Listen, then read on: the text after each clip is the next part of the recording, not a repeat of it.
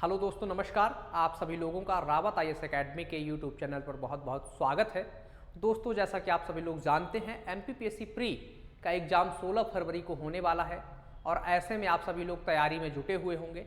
आपकी तैयारी को और सुदृढ़ बनाने के लिए, आपकी सफलता को सुनिश्चित करने के लिए रावत आईएएस एकेडमी एक प्रोग्राम लेकर के आई थी जिसका नाम है 60 टॉपिक 60 डेज, जिसमें अभी तक हम लोगों ने जो है तो यहाँ पर 7 डेज जो है तो 6 डेज जो है तो हम लोग पढ़ चुके हैं, है ना। यहाँ अब हम लोग आज जो है तो 7वें डेज में मध्य प्रदेश के टॉपिक, मध्य प्रदेश के उच्च न्यायालय को जो है तो पढ़ने वाले हैं।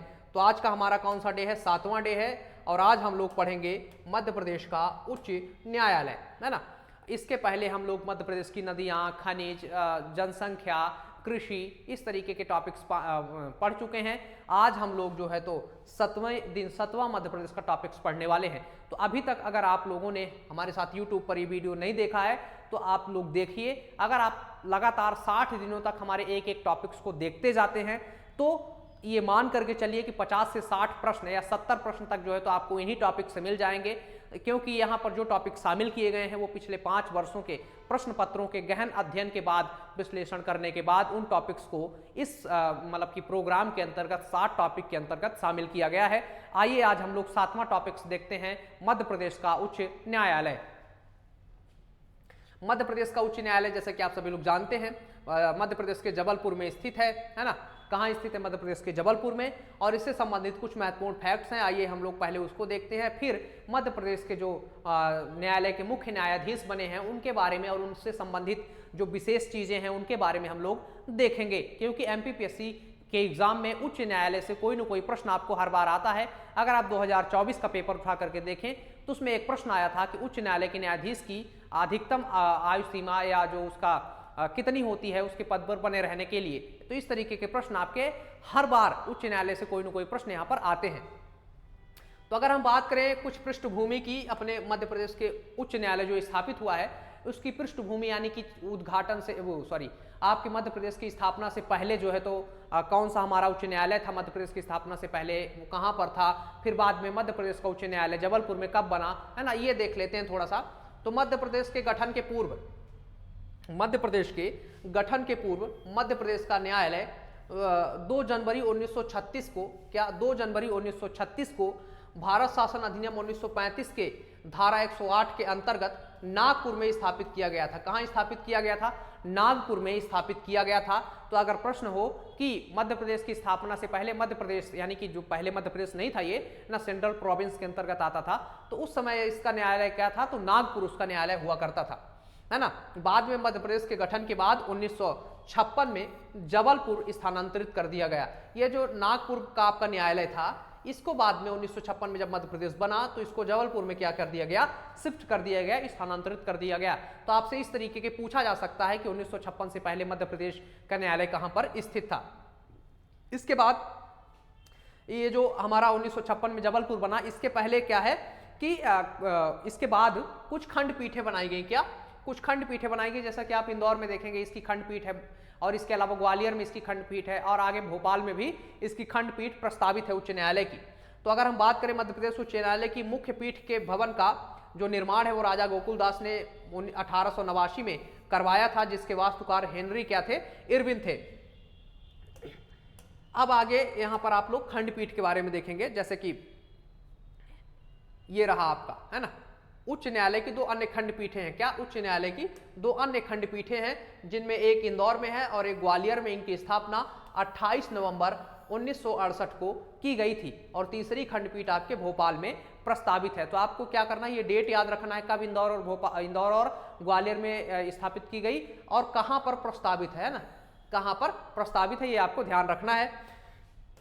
पीछे हम लोग चलते हैं और जो फैक्ट हम लोग छोड़ आए हैं उसको थोड़ा देख लेते हैं, है ना। तो भारतीय संविधान के अनुच्छेद 214, क्या? भारतीय संविधान के अनुच्छेद 214 के अंतर्गत प्रत्येक राज्य में उच्च न्यायालय की स्थापना सुनिश्चित की गई है। मध्य प्रदेश उच्च न्यायालय की स्थापना जबलपुर में 1 नवंबर 1956 को की गई, है ना। तो ये तो हम लोग पीछे भी पढ़ चुके हैं, 1 नवंबर 1956 को की गई थी। यहाँ पर हमारे लिए महत्वपूर्ण है अनुच्छेद 214। इसके अंतर्गत प्रत्येक राज्य में एक उच्च न्यायालय की जो है व्यवस्था की गई है। आगे हम स्लाइड में मध्य प्रदेश के उच्च न्यायालय से या देश भर में उच्च न्यायालय से संबंधित जो संविधान में प्रावधान जो अनुच्छेद दिए गए हैं उनके बारे में हम लोग भी पढ़ेंगे, है ना। तो अब आइए हम लोग जो है तो उच्च न्यायालय से संबंधित अनुच्छेद पढ़ते हैं कि उच्च न्यायालय से संबंधित कौन कौन से महत्वपूर्ण अनुच्छेद हैं। तो जैसा कि हम बात करें 214 की, अभी हमने बात किया 214 राज्यों के लिए उच्च न्यायालय का प्रावधान। अगर आपसे पूछा जाए कि किस संविधान के अनुच्छेद में राज्यों के लिए उच्च न्यायालय का प्रावधान है, तो आपको ध्यान होना चाहिए अनुच्छेद 214। अनुच्छेद 214 में यह प्रावधान है कि प्रत्येक राज्य में क्या होना चाहिए, एक उच्च न्यायालय होना चाहिए। अनुच्छेद 215 कहता है कि उच्च न्यायालय अभिलेख न्यायालय होता है। क्या होता है, अभिलेख न्यायालय होता है। अपने द्वारा दिए गए निर्णयों को क्या करता है, वो अभिलेख यानी संग्रहालय में जो है तो लंबे समय तक अभिलेख के रूप में रखता है और इसकी शक्ति इसे अनुच्छेद 215 से प्राप्त होती है। अनुच्छेद 216 की बात करें, अनुच्छेद 216 में है उच्च न्यायालय के गठन के बारे में दिया गया है, कितने आपके न्यायाधीश होंगे, किस तरह की प्रक्रिया होगी, ये आपके गठन में उसमें बताया गया है। अनुच्छेद 223 की बात करें तो उच्च न्यायालय में कार्यकारी न्यायाधीश की नियुक्ति के बारे में, कार्यकारी मुख्य न्यायाधीश, जैसे मान लीजिए कि मुख्य न्यायाधीश किसी को नियुक्त नहीं किया जा रहा तो कार्यकारी मुख्य न्यायाधीश किसे बनाया जाएगा, उसकी नियुक्ति से संबंधित 223वां आपका अनुच्छेद है। 226वें अनुच्छेद की बात करें, यहाँ पर हमने महत्वपूर्ण अनुच्छेद ही शामिल किए हैं जो आपके पेपर में आ सकते हैं। सभी अनुच्छेद जो है यहाँ पर शामिल नहीं है। जैसे मान लीजिए 223 के बाद हम 226 पे पहुंच गए, 24-25 हमने छोड़ दिया क्योंकि 24-25 इंपॉर्टेंट नहीं है। तो 226 में क्या है, उच्च न्यायालय की रिट जारी करने की शक्ति। उच्च न्यायालय किस अनुच्छेद के आधार पर रिट जारी करता है, तो 226 के आधार पर। इसके बाद अनुच्छेद 231 की बात करें, क्या अनुच्छेद 231 की बात करें तो इसमें है 2 या 2 से अधिक राज्यों के संयुक्त उच्च न्यायालय का प्रावधान। 2 या 2 से अधिक राज्यों के संयुक्त उच्च न्यायालय का प्रावधान है। यानी कि ऐसे हमारे हम देश में बहुत सारे राज्य हैं जहां पर एक न्यायालय में दोनों राज्यों क्या होते हैं, मामले सुनवाई होती है, उसके खंडपीठ अलग अलग राज्यों में स्थित है ना। उच्च न्यायालय से संबंधित अब मुख्य तथ्य देख लेते हैं हम लोग। हमने अनुच्छेद देख लिया, अब मुख्य तथ्यों को थोड़ा सा देख लेते हैं। जैसे इसमें क्या है आपका कि जैसे न्यायाधीश की नियुक्ति के लिए कितने वर्ष की आवश्यकता होती है, उसका जो है तो क्या उसका अनुभव होना चाहिए, इस तरीके के जो है यहाँ पर तथ्य हैं। जैसे सबसे पहला जो यहाँ पर तथ्य है, ये हम तो पहले पढ़ चुके हैं, फिर से एक बार देख लेते हैं, है ना। अनुच्छेद 214 में उच्च न्यायालय के स्थापना का गठन या का प्रावधान, स्थापना या गठन का प्रावधान है। अब कोई व्यक्ति उच्च न्यायालय का मुख्य न्यायाधीश बनना चाहे तो उसके लिए योग्यता क्या है, तो 10 वर्ष तक, यहाँ पर मुख्य न्यायाधीश या न्यायाधीश आप जो भी कहें, है ना, दोनों के लिए यही चीज लागू होती है। तो योग्यता 10 वर्ष तक न्यायालय में एडवोकेट, क्या हो, किसी भी न्यायालय में 10 वर्ष तक एडवोकेट रहे, या फिर 10 वर्ष तक न्यायिक कार्यकाल का उसका अनुभव हो। क्या न्यायिक कार्य का उसके पास क्या हो, अनुभव हो, 10 वर्ष तक वो न्यायिक किसी भी संस्था से जुड़ा हुआ हो, न्यायालय में वो न्यायिक कार्य कर रहा हो, या फिर वो 10 साल तक एडवोकेट रहा हो, तो वो व्यक्ति मुख्य न्यायाधीश बन सकता है या न्यायाधीश उच्च न्यायालय का बन सकता है। नियुक्ति की बात करें तो नियुक्ति राष्ट्रपति द्वारा की जाती है। किसके द्वारा की जाती है, राष्ट्रपति द्वारा, कॉलेजियम की सहायता से जो है तो इसकी नियुक्ति की जाती है मुख्य न्यायाधीश की। शपथ की बात करें तो उसको राज्यपाल द्वारा दिलाई जाती है। किसके द्वारा दिलाई जाती है शपथ, राज्यपाल द्वारा जो है तो मुख्य न्यायाधीश को शपथ दिलाई जाती है। इसके बाद त्याग पत्र की बात करें, त्याग पत्र वो किसे देगा, तो अपना त्याग पत्र जो है तो आपका त्याग पत्र वो राष्ट्रपति को सौंपता है। किसे सौंपता है, राष्ट्रपति को। यहां पर बड़ा कंफ्यूजिंग पॉइंट है, शपथ राज्यपाल दिलाता है ना, जबकि त्याग पत्र राष्ट्रपति को देता है। ये आपको क्या करना है, ध्यान देना है इस चीज को। तो यहां पर हमने उच्च न्यायालय से संबंधित कुछ तथ्यों को जो है तो देखा, है ना, जहां से आपके प्रश्न बन सकते हैं। जैसे योग्यता से प्रश्न बन सकता है ना, यहां पर आपके और किस चीज से प्रश्न बन सकता है, त्याग पत्र और आपके शपथ से प्रश्न बन सकता है ना। इसके बाद हम लोग आगे चलते हैं और मध्य प्रदेश के उच्च न्यायालय के मुख्य न्यायाधीशों के बारे में क्या करते हैं, देखते हैं कि मध्य प्रदेश के कौन कौन से जो है यहाँ पर उच्च न्यायालय, आपके उच्च न्यायालय में न्यायाधीश रहे, है ना। कौन कौन से न्यायाधीश रहे मुख्य न्यायाधीश, सबसे पहले मोहम्मद हिदायतुल्लाह की बात करते हैं, एम हिदायतुल्लाह की बात करते हैं। पहले हमारे उच्च न्यायालय के न्यायाधीश कौन रहे, एम हिदायतुल्लाह। मध्य प्रदेश के पहले मुख्य न्यायाधीश। देखिए यहाँ पर मैंने दो तरह के कॉलम बनाए हैं, एक तरफ मैंने न्यायाधीशों के मुख्य न्यायाधीशों के नाम लिखे हैं, दूसरी तरफ क्या है मैंने विशेषताएं लिखी हैं, उनसे क्या महत्वपूर्ण विशेषताएं हैं, और विशेषताओं से जो यहाँ पर मैंने पॉइंट डाले हैं वहां से आपके प्रश्न जो है तो बन सकते हैं। तो श्री एम हिदायतुल्लाह या मोहम्मद हिदायतुल्लाह पहले मुख्य न्यायाधीश रहे मध्य प्रदेश हाई कोर्ट के, ये पहले न्यायाधीश रहे, देश के राष्ट्रपति एवं उपराष्ट्रपति भी रहे, है ना। मोहम्मद हिदायतुल्लाह राष्ट्रपति और उपराष्ट्रपति भी रहे। सुप्रीम कोर्ट के 11वें मुख्य न्यायाधीश रहे। कौन से? सुप्रीम कोर्ट के 11वें मुख्य न्यायाधीश रहे। तो ये आपके तीन के तीनों पॉइंट जो है तो वेरी वेरी मोस्ट इंपोर्टेंट हैं, यहां से आपसे कभी जो है तो ये पूछ सकता है ना। ऐसे पूछ सकता है कि मोहम्मद हिदायतुल्लाह के बारे में से कौन सा कथन सही नहीं है, कौन सा विकल्प सही नहीं है, और 3 ये विकल्प देकर के एक चौथा कोई और विकल्प दे देगा, है ना। तो इस तरीके से प्रश्न पूछ सकता है। दूसरे हैं आपके श्री जीपी भट्ट। क्या है आपके दूसरे? आपके जीपी भट्ट हैं, है ना, इनसे संबंधित कोई विशेष चीज नहीं है। इसके बाद श्री वीपी दीक्षित। क्या है आपके? श्री वीपी दीक्षित है। वीपी दीक्षित सर्वाधिक लंबा कार्यकाल इन्हीं का रहा। किनका? सर्वाधिक लंबा कार्यकाल इन्हीं का रहा, है ना। मध्य प्रदेश के लोकायुक्त भी रहे। क्या ये? लोकायुक्त भी ये मध्य प्रदेश के रहे, और ये मध्य प्रदेश के राज्यपाल भी रहे। क्या रहे? मध्य प्रदेश के राज्यपाल भी रहे, कार्यकारी राज्यपाल रहे, कार्यवाहक राज्यपाल रहे। तो यहाँ पर हमने 3 मुख्य न्यायाधीशों को देखा। आगे चलते हैं, चौथे मुख्य न्यायाधीश की बात करें, श्री विशंभर दयाल। तो विशंभर दयाल के बारे में भी कोई महत्वपूर्ण चीज नहीं है, इनको याद करना आपको आवश्यक नहीं है। श्री पी के तारे की बात करें, इनके बारे में भी कुछ नहीं है ना। इसके बाद श्री शिवदयाल श्रीवास्तव की बात करें, इनके बारे में भी कुछ विशेष नहीं है आपको याद करने के लिए, नाम आप याद कर सकते हैं। श्री एपी सेन की बात करें तो इनमें एक विशेष तथ्य है, सुप्रीम कोर्ट में मुख्य न्यायाधीश, यहाँ पर मुख्य न्यायाधीश नहीं है, न्यायाधीश रहे ना। एपी सेन जो है तो क्या थे? आपके सुप्रीम कोर्ट में न्यायाधीश थे, मुख्य न्यायाधीश नहीं थे, ठीक। तो एपी सेन मुख्य सुप्रीम कोर्ट के न्यायाधीश रहे। इसके बाद हम बात करते हैं श्री जीपी सिंह। किसकी बात करेंगे? श्री जीपी सिंह की बात करते हैं, इनके बारे में भी कोई महत्वपूर्ण फैक्ट नहीं है। जीएल ओझा, उसके बाद 9वें है हमारे जीएल ओझा, इनसे संबंधित कोई विशेष तथ्य भी यहाँ पर नहीं है। इसके बाद 10वें मुख्य न्यायाधीश की बात करें, जेएस वर्मा, इनसे संबंधित जो है तो आपके यहाँ पर 1-2 महत्वपूर्ण फैक्ट हैं जो कि आपके पेपर में पूछे जा सकते हैं। तो देखिए इनसे पहला फैक्ट क्या है हमारे पास, सुप्रीम कोर्ट के 27वें मुख्य न्यायाधीश रहे। कौन से रहे? 27वें मुख्य न्यायाधीश रहे जेएस वर्मा। इनका जन्म मध्य प्रदेश के सतना जिले में हुआ है। कहां पर हुआ है? मध्य प्रदेश के सतना जिले में हुआ है। गुना में जो है तो आपके लाहौटी जी का जन्म हुआ था, आगे हम उनके बारे में थोड़ा सा पढ़ेंगे, है ना। तो आपके यहाँ पर गुना में भी हमारे यहाँ से एक सुप्रीम कोर्ट के मुख्य न्यायाधीश गए थे, और जेएस वर्मा सतना में इनका जन्म हुआ था, और 27वें मुख्य न्यायाधीश बने थे सुप्रीम कोर्ट के। आपको ध्यान रखना है, न्यायाधीश नहीं, मुख्य न्यायाधीश थी, ठीक, जेएस वर्मा। इसके बाद 11वें मुख्य न्यायाधीश की बात करें, एनडी ओझा। एनडी ओझा के बारे में कोई यहाँ पर महत्वपूर्ण चीज नहीं जो आपको याद करनी पड़ी। जीजी सोहानी की बात कर लेते हैं, इनके बारे में महत्वपूर्ण फैक्ट है एक जो कि आपकी परीक्षा की दृष्टि से महत्वपूर्ण है। जीजी सोहानी, सबसे कम कार्यकाल इनका क्या रहा? सबसे कम कार्यकाल रहा किनका? जीजी सोहानी का। कार्यवाहक राज्यपाल भी रहे। क्या रहे? सॉरी, 1 मिनट, यहाँ पे राज्यपाल नहीं, कार्यवाहक क्या रही है? कार्यवाहक न्यायाधीश भी रहे। क्या रहे? कार्यवाहक न्यायाधीश भी रहे, कार्यवाहक न्यायाधीश रहे। ये राज्यपाल आप हटाइएगा, मध्य प्रदेश के राज्यपाल कभी भी नहीं रहे। क्या था आगे? इसके बाद मैंने क्या था, राज्यपाल का एक टॉपिक कंटेंट बनाया था, तो उसमें यहाँ पर राज्यपाल लिखा गया था, है ना। तो ये कार्यवाहक न्यायाधीश रहे यहाँ के, ठीक। इसके बाद एसके झा की बात करें 13वें नंबर की, इनके बारे में भी कोई महत्वपूर्ण विशेष फैक्ट नहीं है। यूएल भट्ट की बात करें, इनके बारे में भी कोई विशेष फैक्ट नहीं है, मतलब कि बशर्ते इसके कि ये क्या थे, अपने उच्च न्यायालय के मुख्य न्यायाधीश रहे। एके माथुर की बात करते हैं। क्या? एके माथुर की बात करें हम लोग तो इनसे संबंधित फैक्ट है, सुप्रीम कोर्ट में न्यायाधीश थे। ये क्या थे? सुप्रीम कोर्ट में आपके न्यायाधीश रहे थे।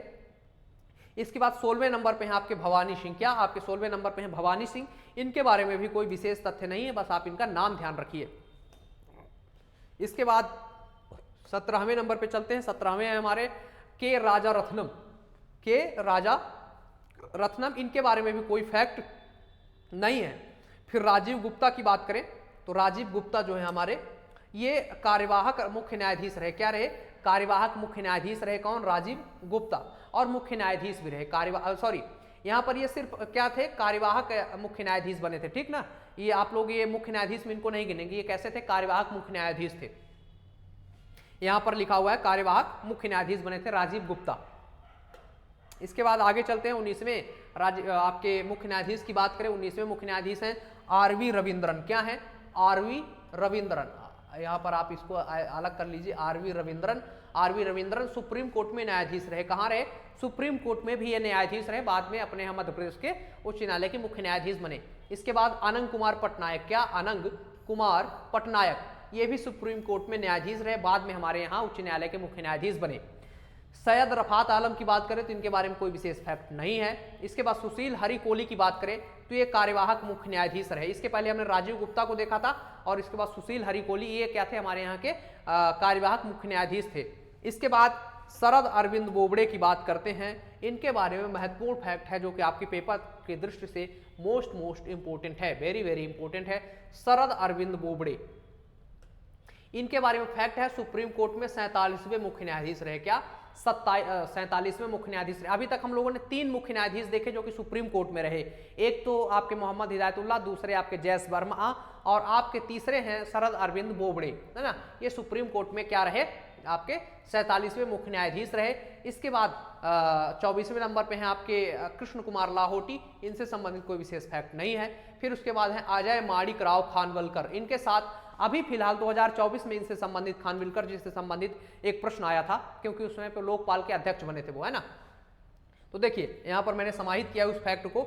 वर्तमान में भारत के लोकपाल के रूप में कार्यरत हैं अजय माणिक राव खानविलकर। इसके बाद सुप्रीम कोर्ट में न्यायाधीश भी रहे थे, है ना। सुप्रीम कोर्ट में क्या थे? ये न्यायाधीश भी रहे थे और वर्तमान में ये क्या है? लोकपाल हैं।